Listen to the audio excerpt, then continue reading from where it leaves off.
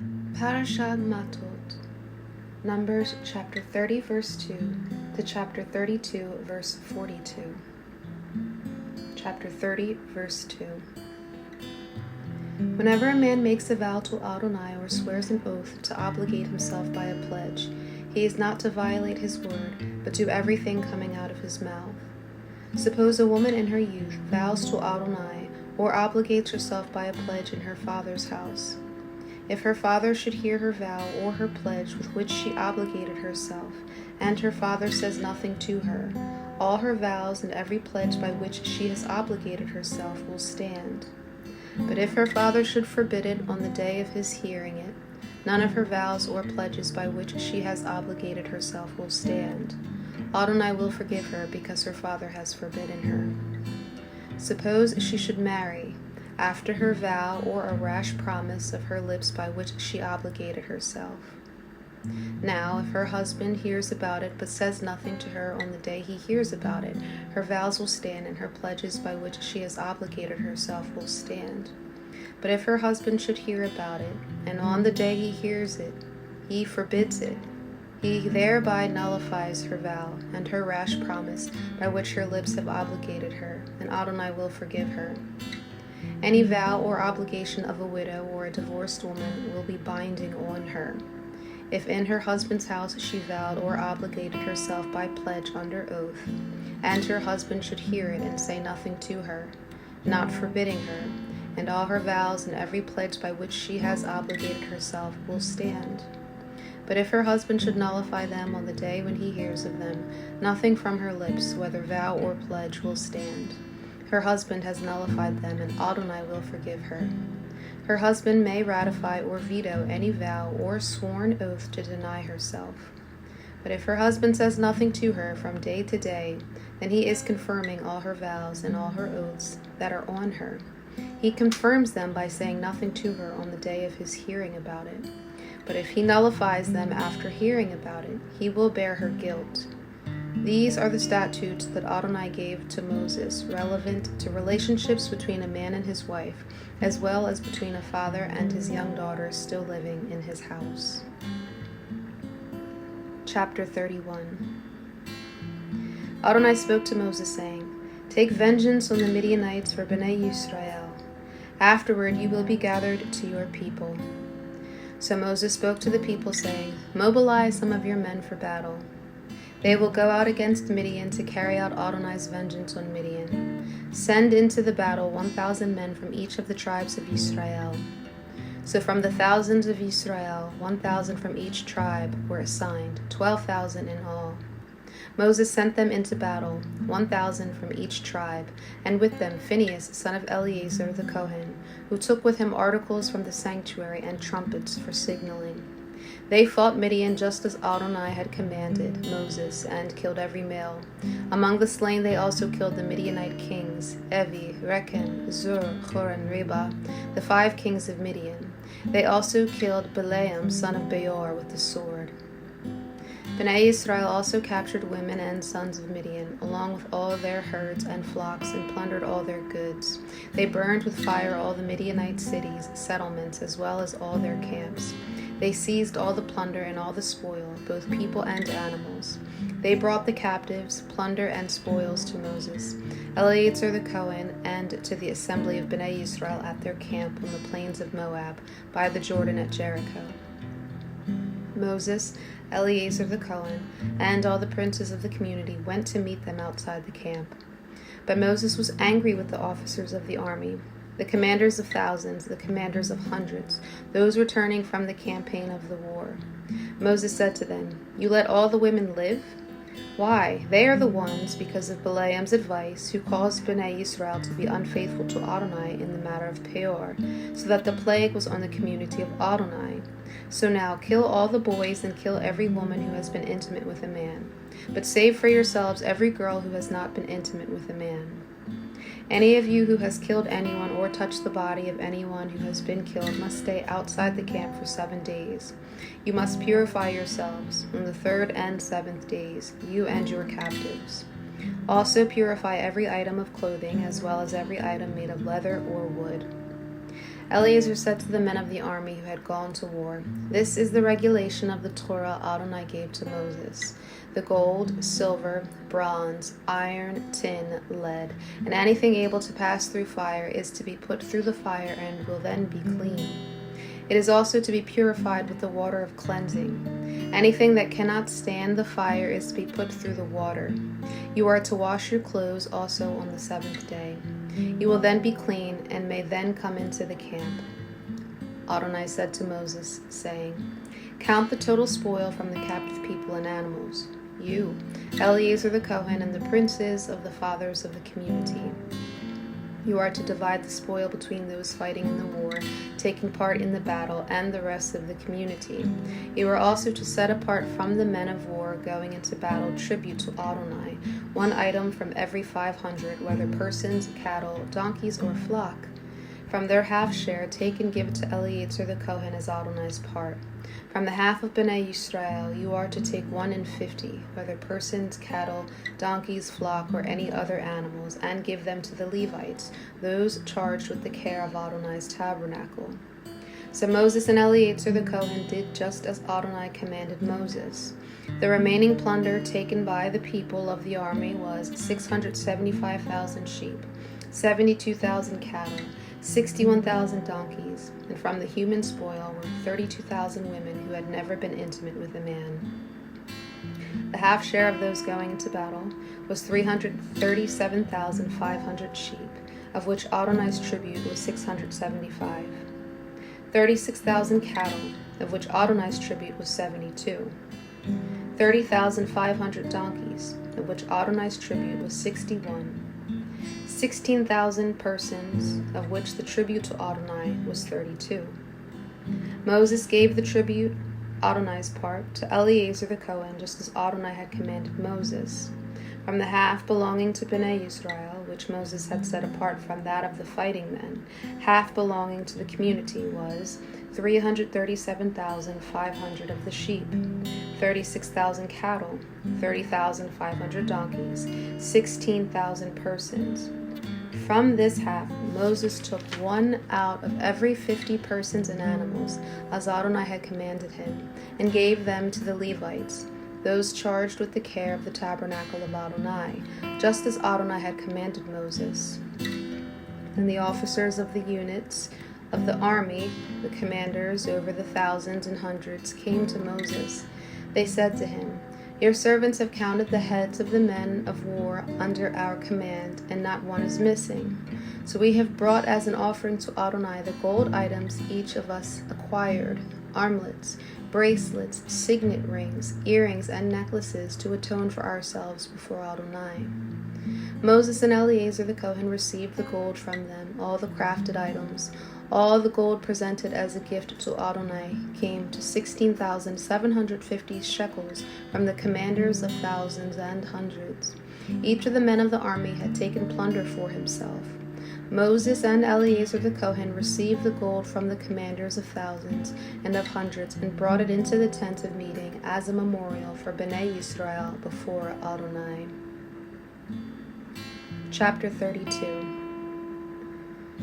The sons of Reuben and Gad had very large herds and flocks, and they saw that the territory of Jazer and Gilead were ideal for livestock.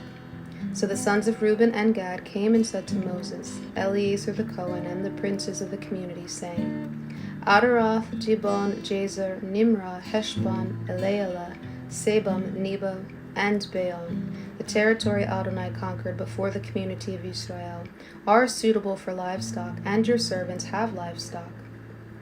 Then they said, If we have found favor in your eyes, let this territory be given to your servants as a possession.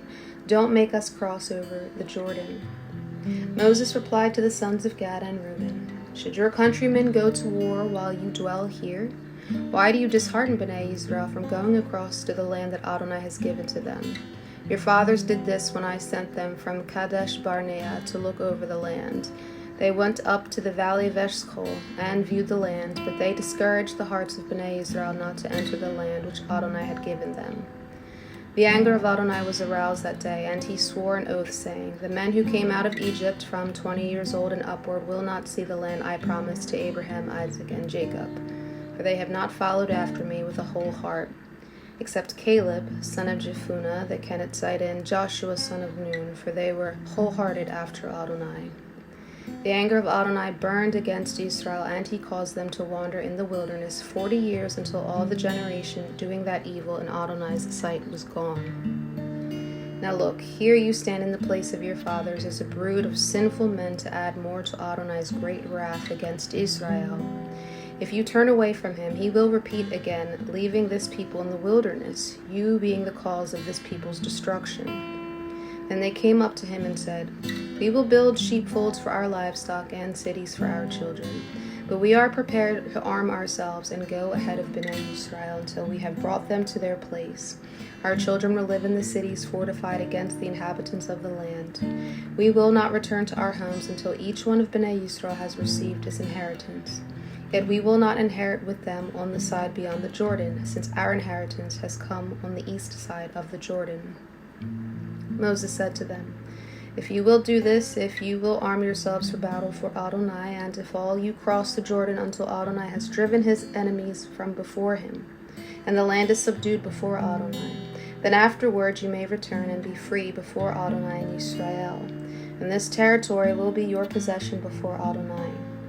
But if you don't do this, behold, you sin against Adonai. Be assured, your sin will find you out. Build for yourselves cities for your children and pens for your flocks. Then do what has come out of your mouth. The sons of Gad and Reuben said to Moses, saying, Your servants will do just as my Lord is commanding. Our children, our wives, our flocks, and all of our herds will remain here in the cities of Gilead. But your servants, every one armed for battle, will cross over for the war before Adonai, just as my Lord says. Moses then gave orders about them to Eleazar the Kohen, Joshua son of Nun, and to the chiefs of the fathers of the tribes of Bnei Israel. Moses said to them, If the sons of Gad and Reuben cross over the Jordan with you, everyone armed for battle before Adonai, when the land is subdued before you, then give them the territory of Gilead as a possession. However, if they do not cross over fully armed, they are to possess the land of Canaan with you. The sons of Gad and Reuben answered, saying, What Adonai has said to your servant, so we will do. We will cross fully armed before Adonai into Canaan, but our inheritance will be on this side of the Jordan. Moses then gave to them, the sons of Gad, Reuben, and the half-tribe of Manasseh, son of Joseph, the kingdom of Sihon, king of the Amorites, and the kingdom of Og, king of Bashan, the land with its cities and the territory around the cities. The sons of Gad built up Dibon, Ataroth, and Aroer, as well as Atroth, Shofan, Jazer, and Jogbeha, Beth Nimrah, and Beth Haran as fortified cities, as well as sheep pens. The sons of Reuben built Heshbon, Elealeh, Kiriathaim, Nebo, Baal, Maon, cities whose names were changed, and Sibmah. They gave other names to the rebuilt cities. The sons of Mechir, son of Manasseh, went up to Gilead, captured it, and drove out the Amorites who were there. So Moses gave Gilead to Mechir, son of Manasseh, and he lived there. Jair, son of Manasseh, went and captured their settlements and named them Jair's villages. Noba went and conquered Kenath and its settlements and named them Noba after his own name.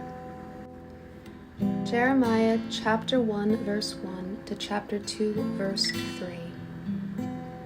The words of Jeremiah son of Hilkiah, one of the Kohanim, who were in Anathoth in the land of Benjamin.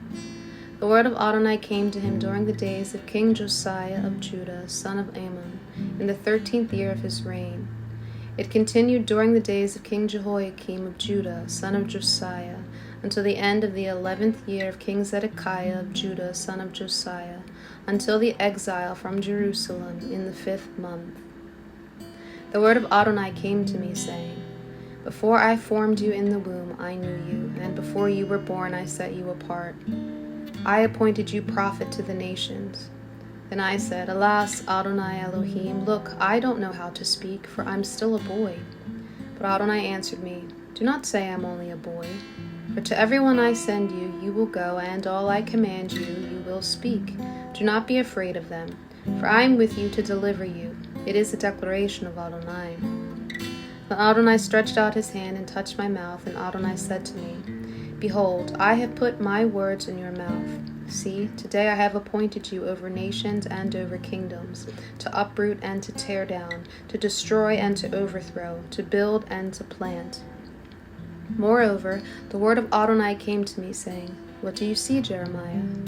I answered, I see an almond branch. Then Adonai said to me, You have seen correctly, for I am watching over my word to perform it. The word of Adonai came to me a second time, saying, What do you see? I replied, I see a boiling pot that is tilting away from the north. Then Adonai said to me, From the north disaster will be poured out on all the inhabitants of the land. Behold, I am calling all the families of the kingdoms of the north. It is a declaration of Adonai.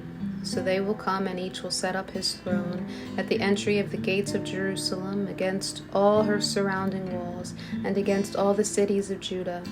I will pronounce my judgments on them for all their wickedness. They have forsaken me, offering incense to other gods, worshipping the works of their hands. Now you, gird up your loins, get up and tell them everything that I order you. Do not be terrified by them, or else I will terrify you before them. Look, today I have set you up as a fortified city, an iron pillar and bronze walls against the whole land, against the kings of Judah, its princes, against its Kohanim, and against the people of the land.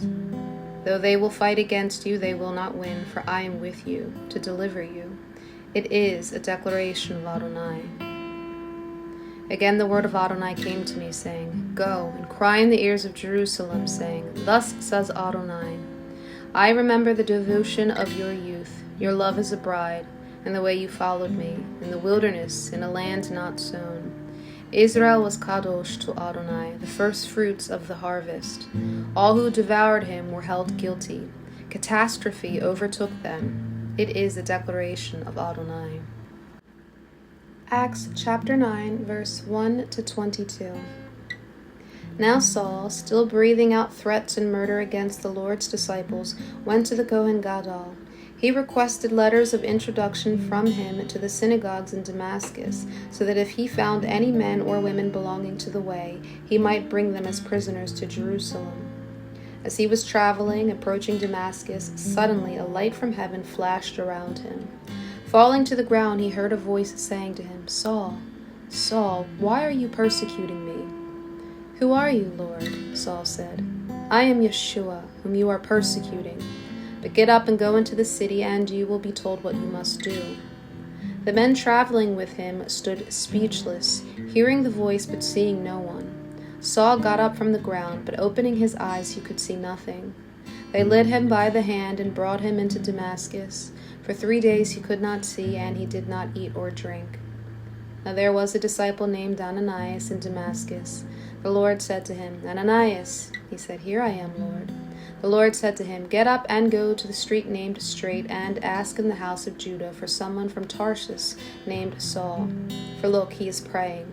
And in a vision he has seen a man named Ananias coming and laying his hands on him, so that he might regain his sight. But Ananias answered, Lord, I have heard from many about this man, how much harm he has done to your Kedoshim in Jerusalem. And here he has authority from the ruling Kohanim to tie up all who call on your name. But the Lord said to him, Go, for he is a choice instrument to carry my name before nations and kings and Bnei Yisrael. For I will show him how much he must suffer for my name's sake. So Ananias left and entered into the house. Laying hands on Saul, he said, Brother Saul, the Lord Yeshua, the one who appeared to you on the road by which you were coming, has sent me so that you might regain your sight and be filled with the Ruach HaKodesh. Immediately, something like scales fell from Saul's eyes, and he regained his sight. Then he got up and was immersed, and when he had taken food, he was strengthened. Now for several days he was with the disciples in Damascus. Immediately he began proclaiming Yeshua in the synagogue, saying, He is Ben Elohim. All those hearing him were amazed. They were saying, Isn't this the one who made havoc in Jerusalem for all those who call on this name? And hasn't he come here to bring them as prisoners before the ruling Kohanim? But Saul kept growing stronger, and he was confounding the Jewish people living in Damascus by proving that Yeshua is the Messiah.